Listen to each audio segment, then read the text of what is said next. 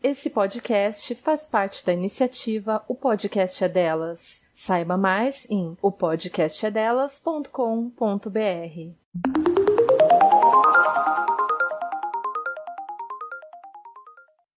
Maternidade, estado ou qualidade de mãe. Relação de parentesco que liga a mãe a seus filhos. Hospital, clínica ou setor hospitalar que se destina a cuidar de parturientes antes e depois do parto, bem como de seus recém-nascidos. Você acabou de escutar a definição do termo maternidade segundo o dicionário, também conhecido como tira-dúvidas ou tira-temas.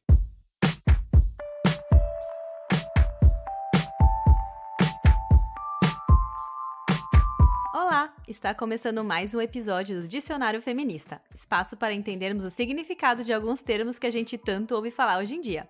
Eu sou a Teca Carbonel. E eu sou a Júlia Presoto. Nesse programa, nós vamos para o 5º episódio de uma série muito especial chamada Enciclopédia Feminista.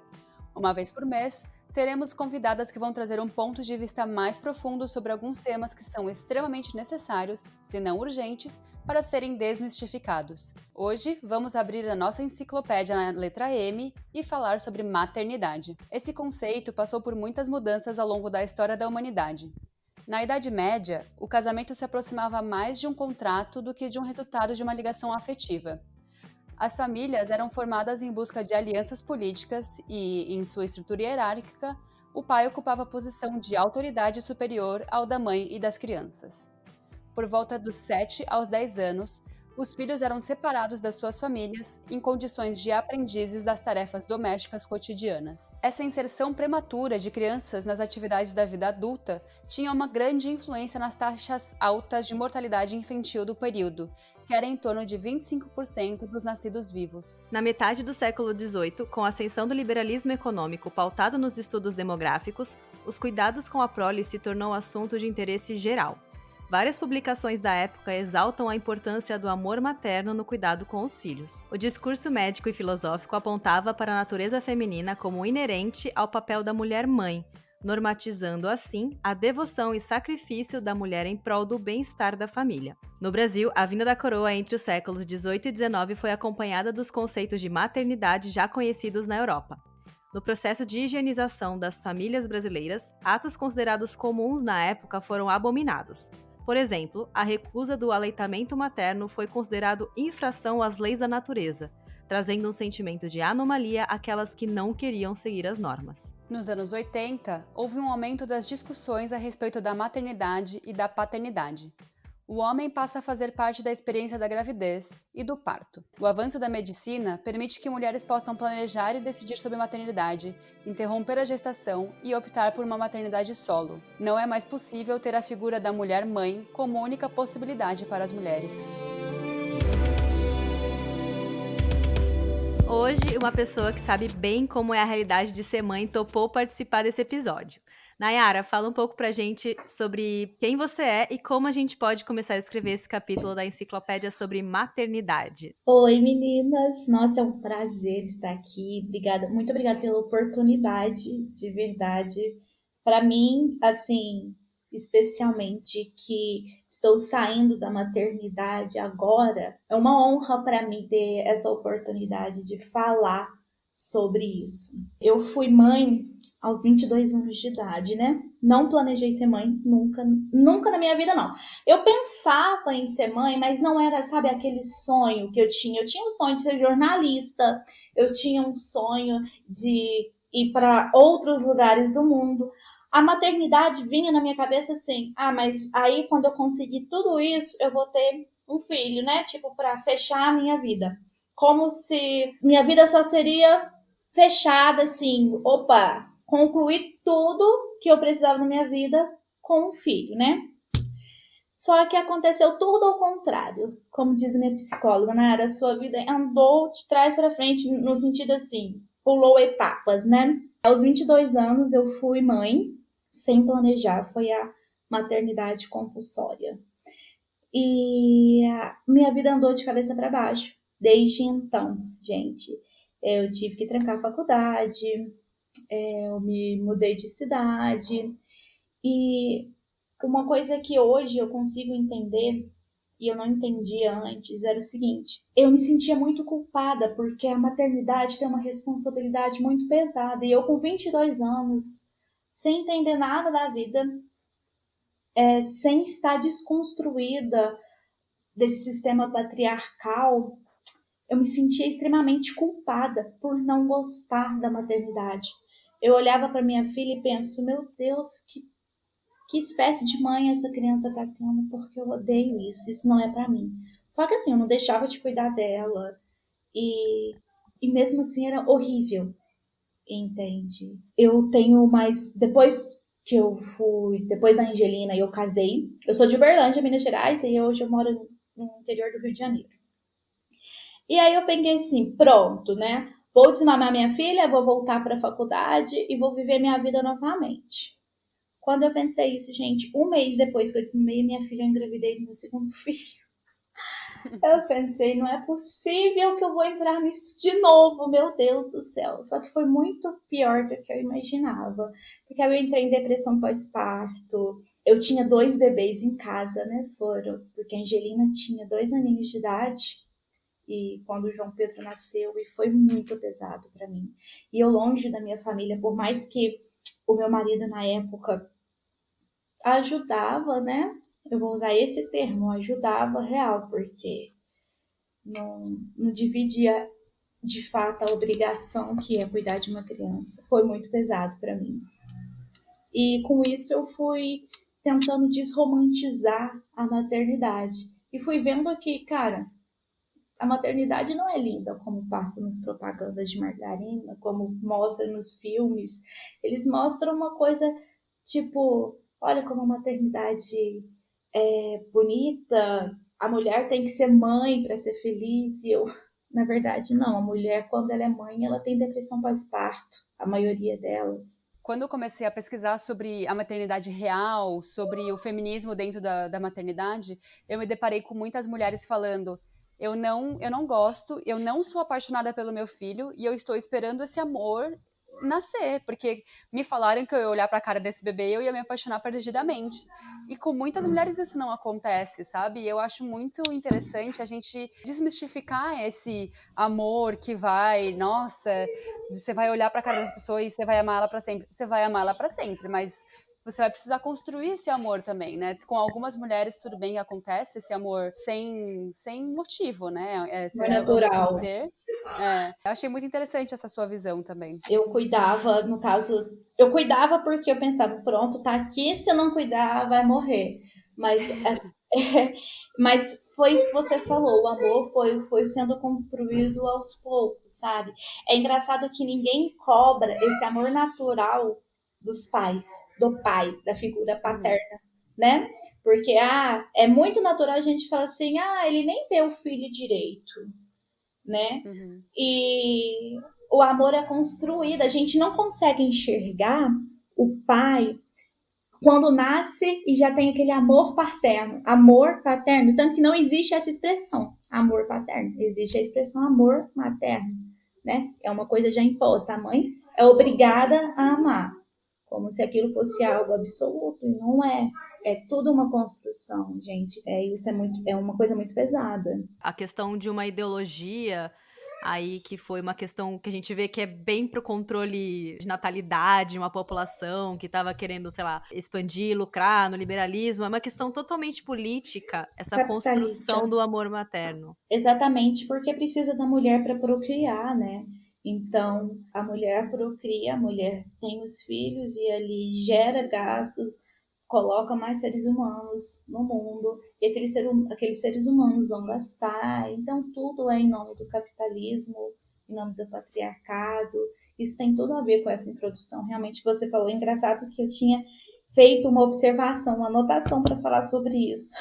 Quando eu converso sobre maternidade com a minha mãe, ou quando a gente está, sei lá, analisando como uma mulher cria o bebê, a criança, a minha mãe fala que na época delas não falavam sobre isso, que elas engoliam tudo, passavam por aquilo, não tinha rede de apoio, não tinha ninguém para conversar. E eu queria saber como é que foi isso para você, se você teve alguma alguém para compartilhar, alguém para te ouvir, ou se você se sentiu sozinha, porque eu sei que muitas mães também se sentem muito sozinhas, né? Por mais que a gente tenha uma rede de apoio, a maternidade é solitária, muito solitária, porque ninguém entende a gente, só entende quando passa. Eu tive uma rede de apoio, a avó paterna dos meus filhos, a minha ex-sogra, foi maravilhosa, ela foi praticamente uma mãe para mim no meu puerpério. E eu sou uma pessoa assim, mesmo antes de conhecer o feminismo, eu nunca consegui aceitar a ideia de que a mulher tinha que fazer tudo sozinha. Então, quando eu me casei, eu meio que obrigava o meu ex-marido a cuidar das crianças também. Por exemplo, eu dava mamar de noite, eu estava muito exausta. Eu amamentava e falava assim: toma, se você não cuidar dessa criança agora, a única coisa que eu posso fazer aqui é amamentar. De resto, você pode fazer como eu. Então, toma, porque se você não cuidar, eu não sei o que eu vou fazer. Eu vou me jogar da janela. Assim, o tamanho da exaustão que tinha. Então, a minha rede de apoio foi meio que assim, eu puxava. Não foi algo natural, que olha, toma aqui, deixa eu te ajudar.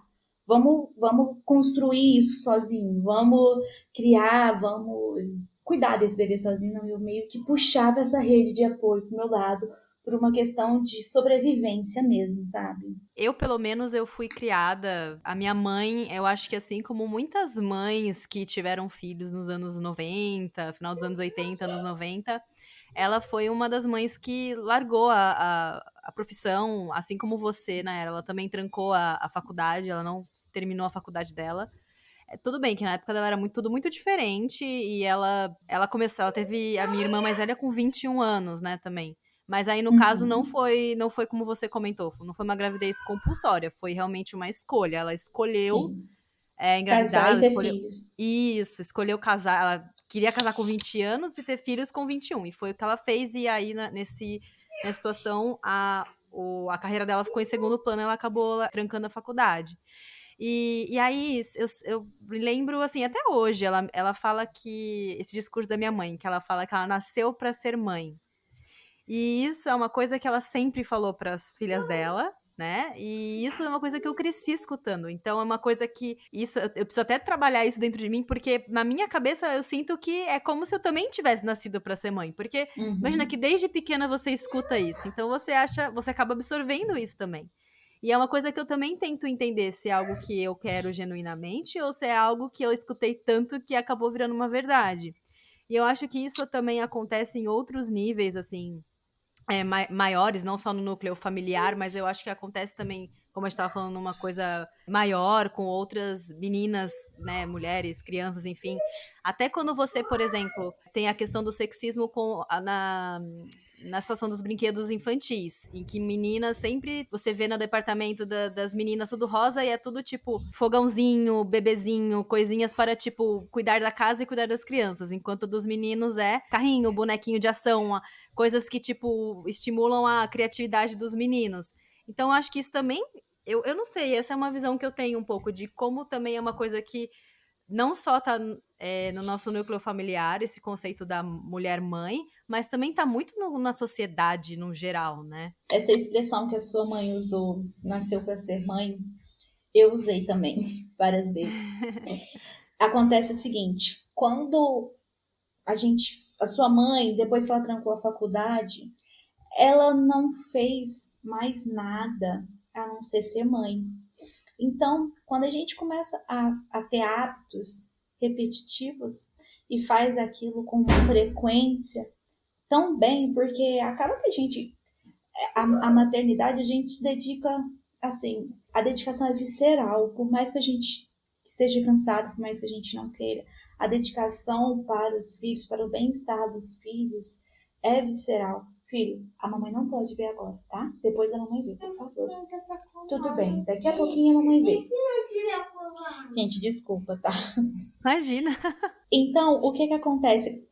Aquilo fica tão uma rotina, um hábito tão repetitivo que a gente realmente acha que nasceu para fazer aquilo, porque a única coisa que a gente faz é o que a gente faz de melhor, porque é o que a gente faz de melhor e é a única coisa que a gente acaba fazendo, entende? Então, usar essa expressão, eu nasci para ser mãe, para uma mulher que largou tudo e vive para ser mãe e acaba sendo a tarefa que ela exerce com maior Intensidade, talvez? intensidade, exatamente, com maior intensidade, a gente acaba achando que a gente nasceu para fazer aquilo mesmo.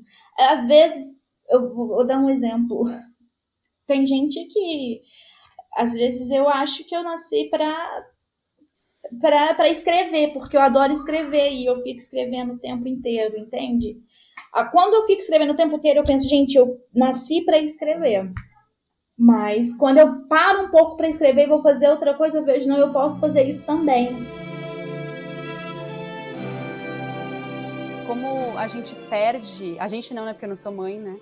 Mas a mulher perde a sua individualidade, ela deixa de ser mulher e se torna mãe.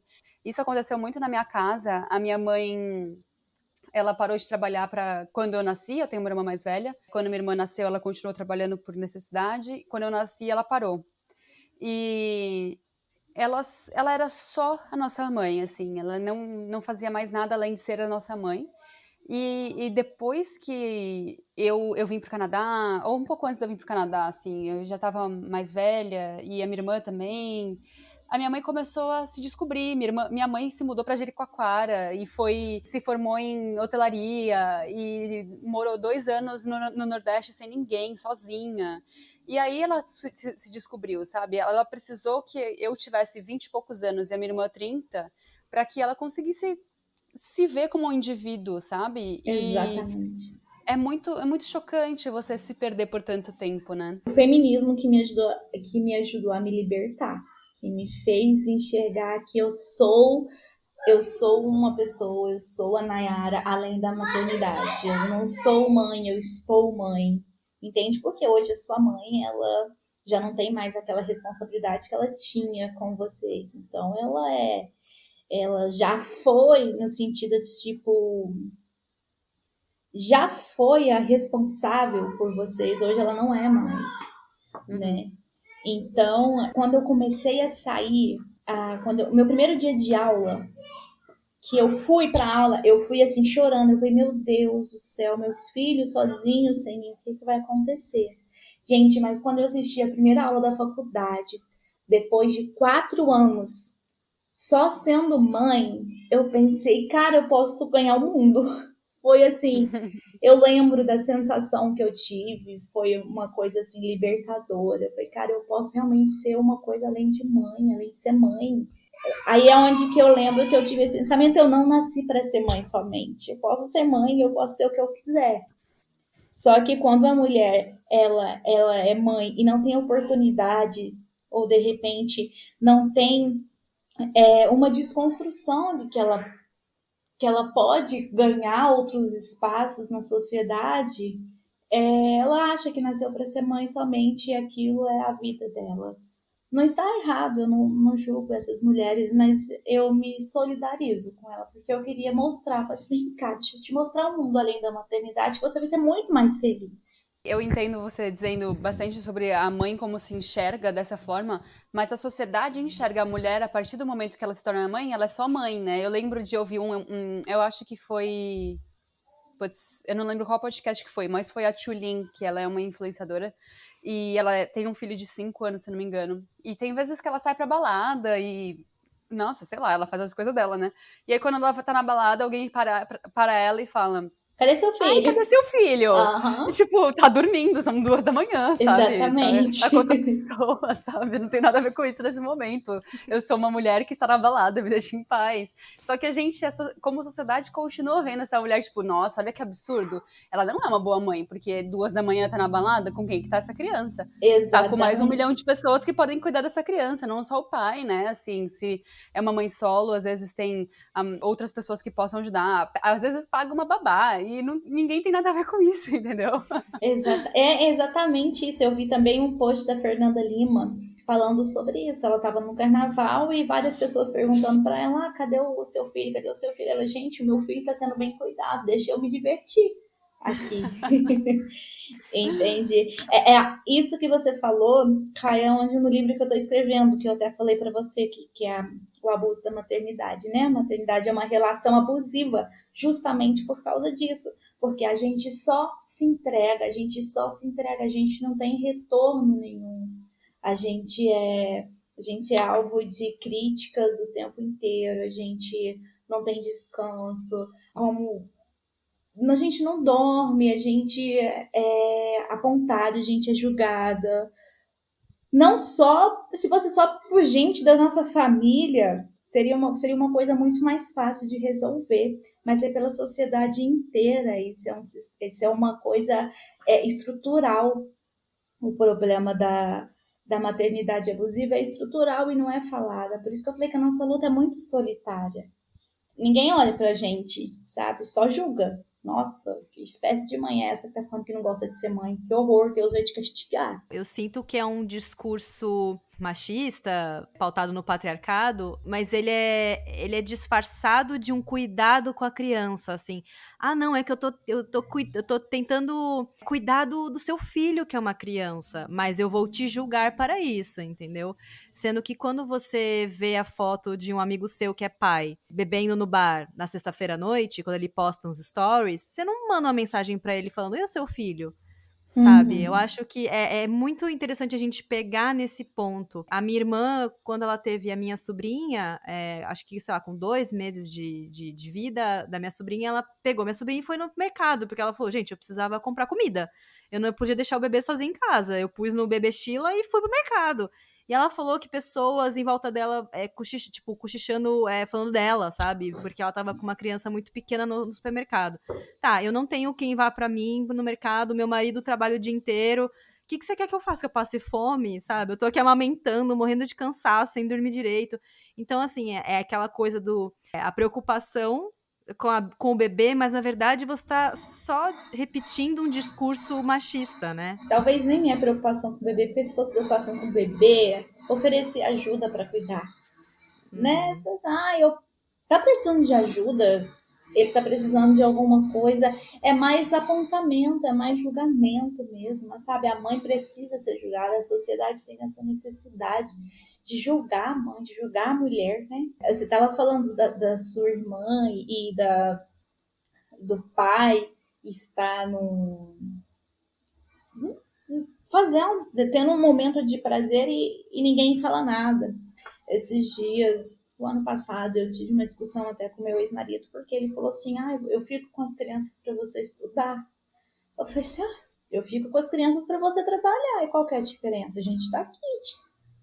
Então, assim, eu falei para ele: se não fosse eu aqui, porque eu só estudo, mas se não fosse eu para ficar com seus filhos, eles ficariam com quem? Então eu tento jogar isso para ele, a responsabilidade que geralmente é jogada para as mães, eu tento jogar para ele também, não jogar os meus filhos, jogar na teoria, mostrar para ele: olha só, você só tem oportunidade de trabalhar e crescer no seu trabalho porque eu fico com os seus filhos. Porque se você não tivesse a mim para ficar com seus filhos, com quem eles ficariam? Se você não ficasse com a criança, seu ex-marido não trabalharia. Mas ninguém pensa que, tipo, tá tudo bem o homem sair para trabalhar, tá tudo bem o homem abandonar essa criança, enquanto ao contrário é crime, né? Enquanto ao contrário você não pode. Quantas crianças existem no Brasil e no mundo com certidão de nascimento sem o nome do pai, mas não existe sem o nome da mãe, né? São 5 milhões. 5 milhões de crianças não têm registros paternos, é onde eu falo que hoje a maternidade ela é compulsória e a paternidade ela é facultativa. O pai, o homem, ele tem o privilégio de escolher se quer ser pai ou não. E tá tudo bem para a sociedade, sabe? Posta algumas fotos no Facebook, nas redes sociais e, nossa, tá legal, dá os R$ 200 de pensão e tá ótimo. Agora, a mãe não, a mãe tem que se desdobrar. Eu tenho uma amiga que ela trabalha em um shopping, ela falou assim que o shopping vai voltar a abrir e ela falou, não sei o que eu vou fazer com meu filho. Eu falei assim, poxa, mas e o pai dele? Sabe, a preocupação está só em cima da mulher. É muito abusivo isso. É onde eu falo que a maternidade é abusiva e a culpa não é dos filhos. A culpa é da sociedade. Os filhos não têm culpa nenhuma.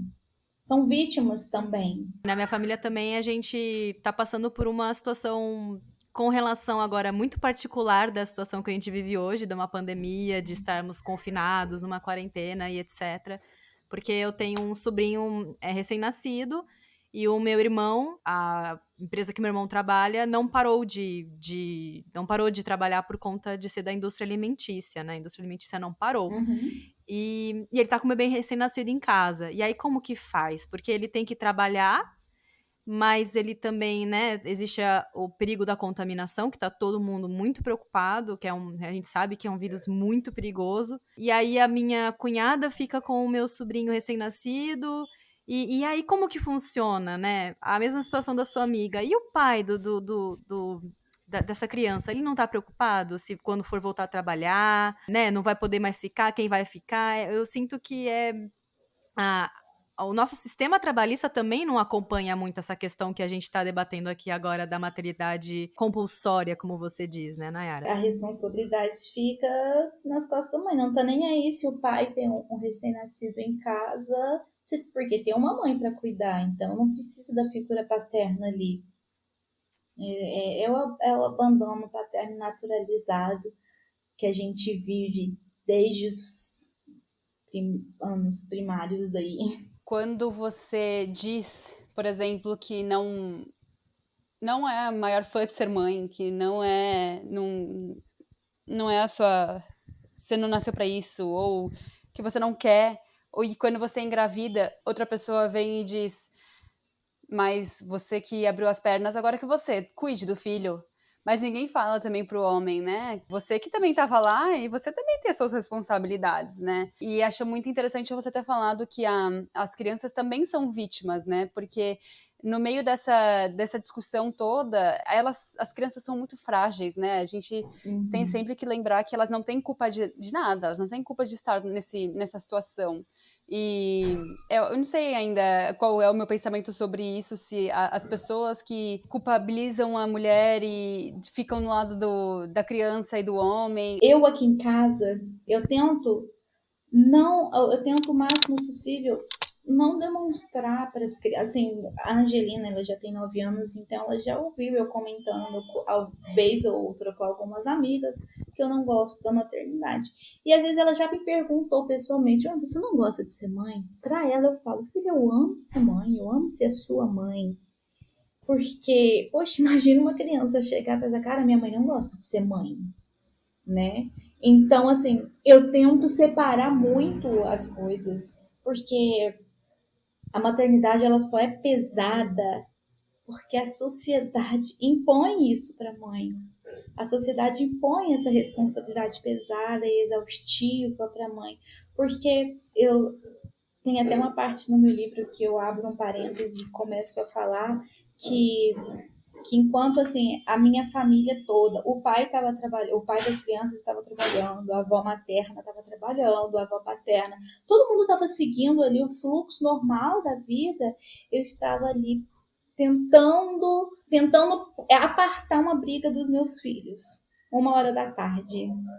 Entende? Então, assim, se a sociedade não colocasse a responsabilidade na evolução de uma criança, na criação de uma criança somente na mãe, seria muito, muito, muito, muito mais leve para todo mundo. Você não gostar da maternidade não significa que você não ama seus filhos, né? No meu caso, não. No meu caso, não. Eu tenho um amor, assim, eu amo muito os meus filhos, eles são tudo para mim. Hoje, tudo que eu faço, 90% das coisas que eu faço é por eles. Mas eu não gosto de ser mãe, eu gosto dos meus filhos. Gosto dos meus filhos, mas não gosto de ser mãe. Do papel, do trabalho de 24 horas. Hoje, por exemplo, ontem, por exemplo, eu queria só ficar estudando no meu quarto, trancada, não ter que fazer nada, não. Mas eu tive que levantar, eu tive que fazer almoço, eu tenho que dar banho. E não tem como gostar da maternidade. Meu Deus, não tem. É sério, eu não consigo aceitar, eu não consigo entender alguém falar que gosta da maternidade, porque se a gente for parar para pensar friamente, é ali, olha, agora você tem que parar a sua vida para você fazer uma comida para os seus filhos, porque se eu fosse sozinha, eu poderia comer qualquer coisa. Você para a sua vida porque tem que dar banho, você não dorme à noite porque o seu filho está doente. Você deixa de comprar uma roupa para você porque você tem que comprar para o seu filho. Você deixa de ver sua novela e sua série porque seu filho quer ver um desenho. Você é interrompida num bate-papo porque o seu filho quer te mostrar um desenho que ele acabou de fazer. Assim, a gente é totalmente anulada. A mulher é totalmente anulada. A maternidade anula totalmente a vida de uma mulher. O mundo ideal seria assim, hoje eu quero estudar o dia inteiro. E você ter alguém que possa cumprir o papel de cuidar das crianças enquanto você fica o dia inteiro cuidando dos seus estudos, sabe? Eu sempre ouço isso e eu concordo muito que para você criar uma criança, você precisa de uma comunidade, né? Exatamente. Porque você não consegue, senão você não consegue ser você mesmo, você não consegue ser um indivíduo se você não tem alguém para ficar com uma criança por 3 horas enquanto você dorme, enquanto você vê uma série, sabe? Você precisa de descanso também, né? Eu preciso de descanso, eu preciso de um tempo para mim. No começo, quando eu fui me desconstruindo sobre isso, e eu ainda sinto essa culpa, é uma coisa muito estranha como a maternidade e culpa andam lado a lado. Porque, embora eu tenha esse pensamento de que tá ok eu não gostar de ser mãe, às vezes eu penso, cara, que merda de mãe que eu sou, meu Deus. Às vezes eu saio assim, não tem um momento que eu esteja vivendo a minha vida fora da maternidade, às vezes quando eu saio pro barzinho com as minhas amigas, quando eu vou em atos políticos, quando eu tenho alguma reunião do partido, que meu pensamento não esteja nos meus filhos, sabe? É uma coisa muito constante, isso, por causa da culpa. Gente, será que tá tudo bem? Será que se eu tivesse lá eles não estariam melhor? Será que já almoçou daquele jeito que eu gosto que eles almoçam? É muito assim, a culpa e a maternidade andam muito juntos. Você acha que quando você consegue conciliar a maternidade com a sua vida particular, como que isso impacta nas crianças? Você acha que é uma coisa negativa, positiva ou indiferente? Muito positivo, Oteca, porque uma mãe feliz, automaticamente os filhos vão ser felizes. Uma mãe feliz consegue fazer os filhos serem felizes, né? Eu estava muito deprimida, igual eu falei, eu tive uma depressão pós-parto muito forte. E quando eu voltei para a faculdade, eu comecei a ter a minha vida novamente, minha vida individual novamente, eu fui chegando, eu sentia saudade dos meus filhos, então eu chegava e eles me viam felizes e aquele sorriso que eu já não estava aguentando ver durante o dia, para mim já era ótimo quando eu chegava e eles me viam feliz. Eles ficavam felizes também, porque criança é muito esperta, elas captam muitas coisas no ar. Então é muito positivo para os filhos uma mãe feliz. Então, se, poxa, ter um momento com uma amiga vai te fazer feliz, os seus filhos também vão ficar felizes. Porque é automaticamente, não tem como uma mãe deprimida criar bons filhos. Depois que eu entrei na terapia, eu entendi isso também, porque os meus filhos estavam muito tristes, estavam muito chorões, e foi quando eu fui me descobrindo que eu vi que muita coisa mudou. Então eu falo isso com propriedade, com conhecimento de causa, que é um saldo muito positivo para as crianças. Você crescer vendo uma mãe que consegue conciliar, porque, né, de novo, tem uma rede de apoio, tem condições trabalhistas que permitem que ela tenha uma carreira, um estudo e etc. Se essas crianças veem esse exemplo, eu acho também que é muito importante, né? Eu não sei, eu tô aqui conjecturando porque eu não tenho filhos, mas eu imagino, por exemplo, para as mães de menina, você tem a menina e o menino em casa, então Sim. eu acho que é muito importante também na educação mostrar para eles sendo exemplo de possibilidades para que eles também não perpetuem os conceitos que a gente vê que são tão errados na nossa sociedade, né? Eu imagino. Uhum. A gente tem, por natureza, o hábito de reproduzir as coisas dos nossos pais, né? Então a gente tem, por natureza, assim, o hábito de reproduzir as coisas dos nossos pais. Então, isso é muito interessante. Esse ponto que você falou é muito interessante mesmo, principalmente para uma menina, né? No caso, que vê, cara, minha mãe não é só mãe, ela é mãe, ela faz um monte de coisa ao mesmo tempo, para ela não se submeter somente à maternidade futuramente. E no caso do meu filho, para ele, se ele tiver filho, se ele, enfim, aceitar, e não somente aceitar, mas apoiar a esposa, namorada, a mulher, mãe dos filhos deles, que seja, a viver uma vida e puxar o filho para ele também. Isso é muito interessante, porque aqui eu jogo os meus filhos pro pai.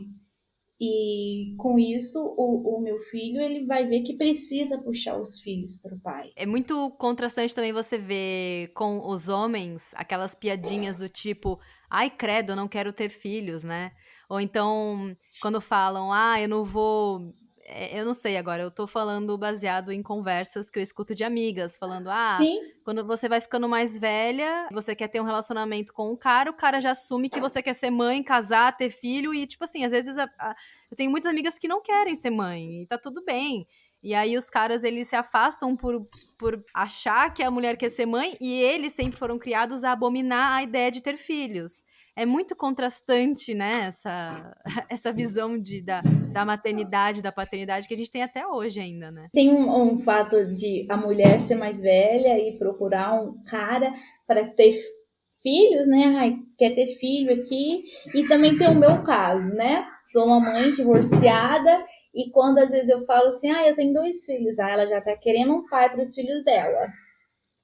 Tem bem essa questão também, de tipo, a mulher, quando ela não tem filhos, ela tá procurando alguém para ter, dependendo da idade. E quando ela tem, ela tá procurando alguém para cuidar dos filhos dela. Nunca é para o seu próprio prazer. A mãe ou a futura mãe que não quer ser mãe tá sempre sendo subjugada. E eu ouvi um episódio sobre maternidade no Mamilos, que elas falam isso, de eu acho que meu filho tem que comer, tem que ser vegetariano, sei lá. E aí, quando ele vai pra casa da mãe da minha avó, ele come carne. Ou então, sei lá, na minha casa ele não come açúcar, e na casa da avó dele ele come carne. Quer dizer, come açúcar. E como isso deixa as mães, assim, querendo ter o controle de tudo, né?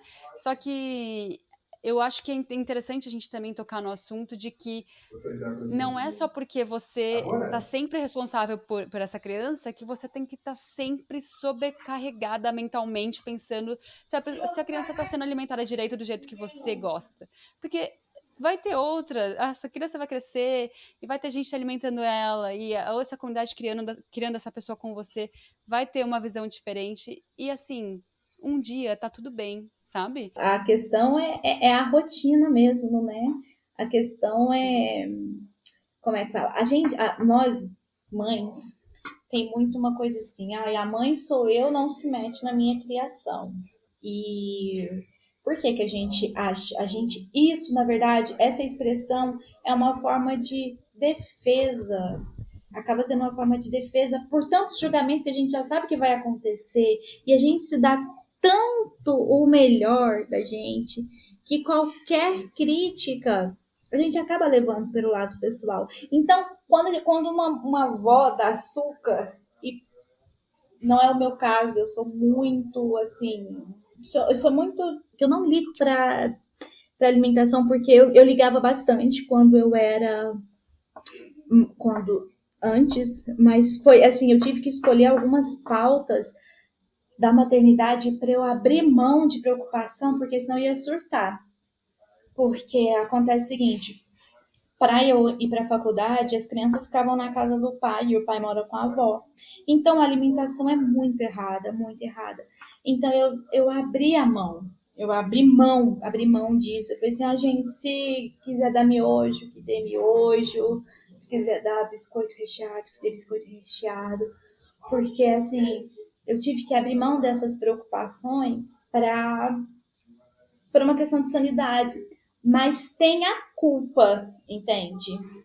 Tem a culpa. Poxa, eu estou aqui. Se eu não estivesse aqui, eles não precisariam comer aquilo. Eles comeriam o que eu dava para eles, o que eu dou para eles. Vocês estão entendendo como que é? Tá tudo bem, a avó dá isso, porque eu tô podendo estudar, mas se eu não estivesse estudando, meus filhos não comeriam tão mal. É sempre uma balança, né? O tempo todo. E a culpa dói, gente. A culpa materna dói o tempo todo, porque é um peso. A gente carrega aquele peso 24 horas por dia. É aquela coisa do que a Ju falou, e a gente fez até um episódio sobre sobrecarga emocional, né? Uma coisa que eu falo que é tipo, é como se fosse um espaço no seu cérebro que, sei lá, tinha que estar dedicado a prestar atenção na aula, só que tá dedicado a pensar na janta do seu filho, né? E você não tem... É muito difícil esse exercício de tentar se despreocupar, ou então relaxar, ou aceitar, ou se livrar da culpa, entre aspas, porque é uma coisa que, eu não sei, a gente como mulher, a gente é criado meio que nessa questão de estar preocupada com tudo. Eu acho que a criação dos homens é um pouco diferente nesse sentido, principalmente porque quando você pensa que o pai, um amigo seu que é pai, tá no bar bebendo, ele não tá no bar bebendo pensando, ai, será que meu filho tá indo pra cama cedo hoje? Nem liga.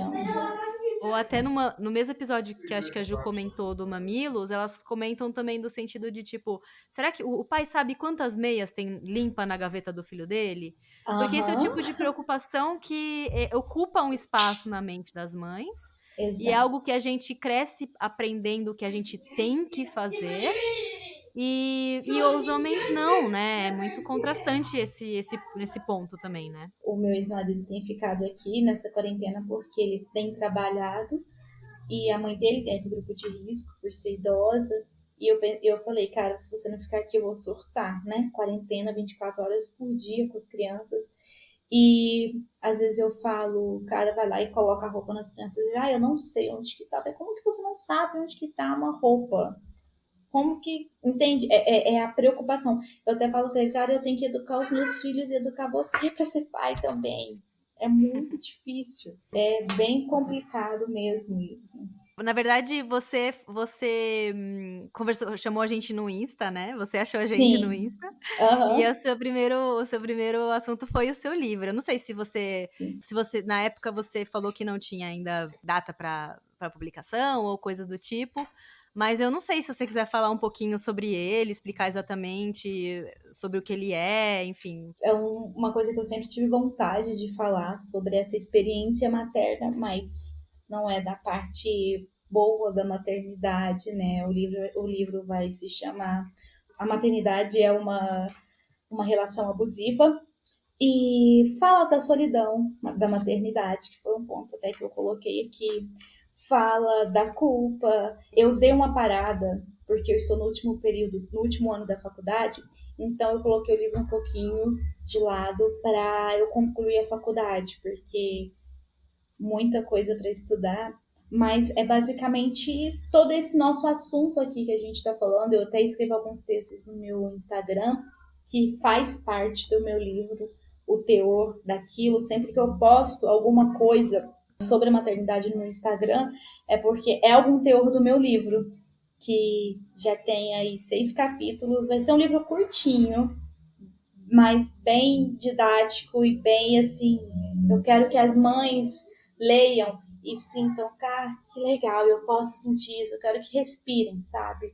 Assim como eu estou conseguindo respirar por enxergar o que é de fato a maternidade. você sempre posta muitos stories com os seus filhos, e eu lembro muito de um stories que você postou falando da quarentena, né? Que você tá tendo aula online agora, por conta da quarentena, e de você ter que sair da sua aula para poder dar comida para as crianças, fazer a janta e etc. Foi a primeira vez que eu me deparei, caiu a minha ficha nesse sentido, porque muitas pessoas estão indo para o ensino à distância, para as aulas online, mas a gente não pensa também na questão das mães que antes estavam fazendo aula ali presencial, e agora estão em casa, então, já que está em casa, então vai ter que dar comida para os filhos, vai ter que fazer o homeschooling também, tem essa parte que é importante.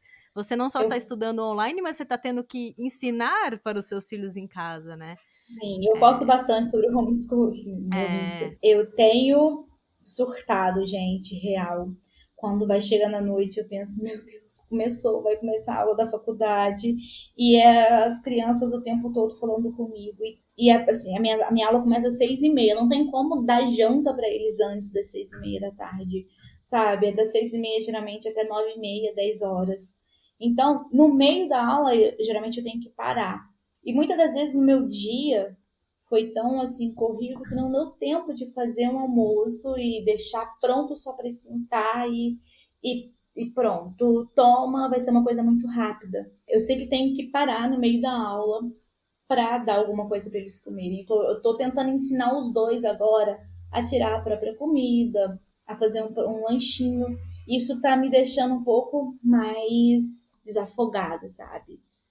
Por conta disso, porque eu tive que ensinar, obrigar os meus filhos a enfrentar a independência agora, porque senão não ia rolar a minha faculdade. Qual que é o seu Instagram para as pessoas te seguirem e lerem mais? Então, meu Instagram é Nayara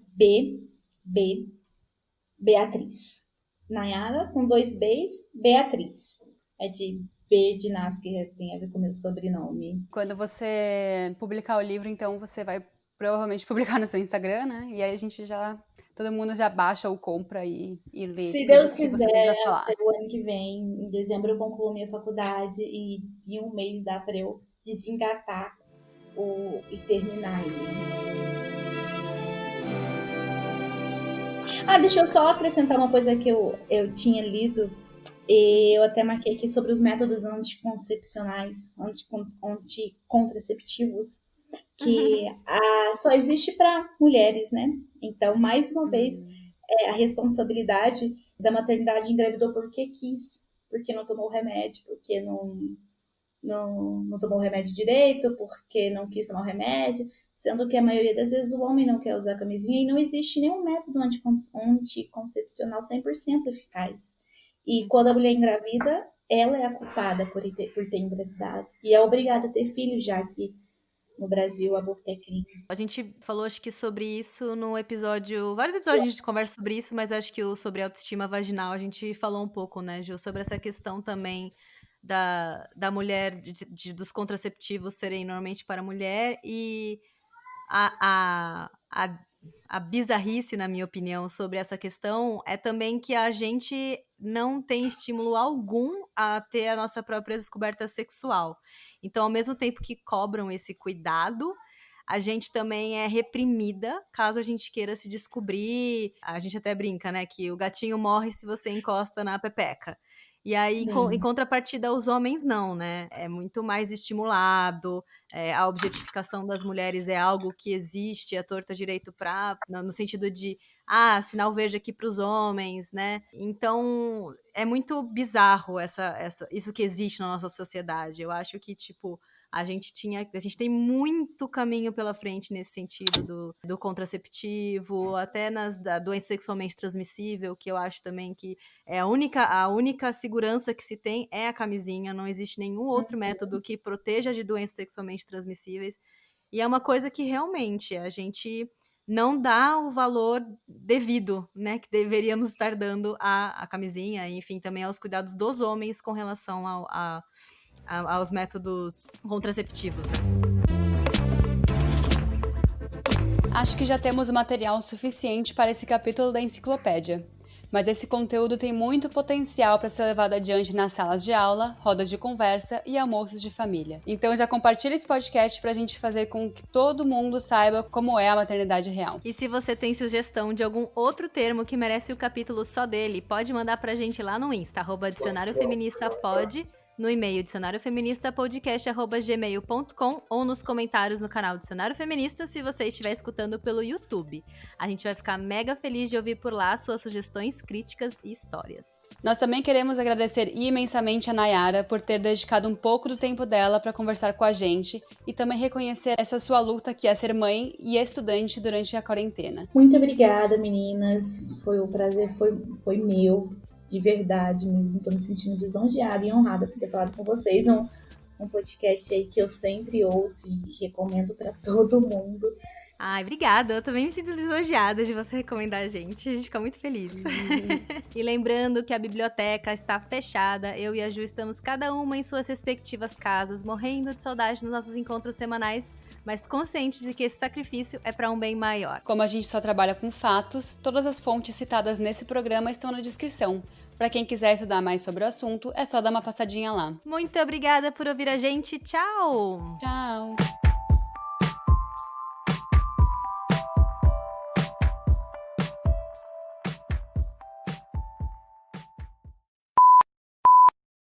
Você ouviu um programa participante da rede O Podcast é Delas, uma iniciativa que fornece toda a infraestrutura necessária para mulheres hospedarem e publicarem os seus podcasts. Para fazer parte, entre em contato conosco através do site opodcastadelas.com.br ou através das nossas redes sociais, como @opodcastadelas.